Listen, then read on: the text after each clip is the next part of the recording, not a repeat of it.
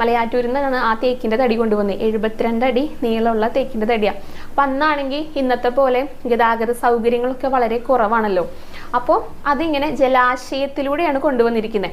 നമ്മൾ ഈ ചാവക്കാട് ഭാഗത്ത് ചക്കങ്കണ്ടം എന്ന് പറഞ്ഞ സ്ഥലമൊക്കെ ഉണ്ട്, അതുവഴിക്കാണ് കൊണ്ടുവന്നിരിക്കുന്നത്. എന്നിട്ട് അവിടെ നിന്ന് ഉന്തുവണ്ടി ഉണ്ടല്ലോ, കാളവണ്ടികളൊക്കെ, അതിങ്ങനെ നിരനിരയായി വെച്ചിട്ട്, ഇത്രയും വലിയ തേക്ക് തടി കയറണല്ലോ, അങ്ങനെ നിരനിരയായി വെച്ചിട്ട് അതിൽ കയറ്റിയിട്ടാണ് ഗുരുവായൂർക്ക് കൊണ്ടുവന്നിട്ടുണ്ടായിരുന്നത്. ആ പടിഞ്ഞാറ നടയിലാണെന്ന് പറയുന്നത്. അപ്പൊ അന്ന് കേശവനാനൊക്കെ ഉള്ള ഒരു സമയമാണ്. അപ്പൊ കേശവനാണ് ഈ ഒരു തടി ആ ഊട്ടുപുരയുടെ ഭാഗത്തേക്ക്, ആ ഒരു ഭാഗത്ത് ചുമരൊക്കെ പൊളിച്ചിട്ടാണ് കടത്തിയെന്നൊക്കെയാണ് കേട്ടോ വായിച്ചിരിക്കുന്നത്. എന്നിട്ട് അതൊരു എണ്ണത്തോണിയിൽ കിടത്തി 41 ദിവസം. അത് പ്രത്യേക ഔഷധക്കൂട്ടുകളൊക്കെ ചേർത്തിട്ടുള്ള ഒരു എണ്ണത്തോണിയാണ്. അങ്ങനെ 41 ദിവസം കിടത്തിയിട്ട് അത് പാകപ്പെട്ടിട്ടാണ് മിനുസപ്പെടുത്തിയിട്ട്. ഇത് ഉയർത്തണല്ലോ, അന്ന് ഇന്നത്തെ പോലെ ക്രെയിനുകളും ഇല്ല. അപ്പൊ എല്ലാം ജോലിക്കാരാ ചെയ്യുന്നത്. വളരെ വിദഗ്ധരായിട്ടുള്ള പ്രഗത്ഭരായിട്ടുള്ള ജോലിക്കാരാണ് 3 ദിവസം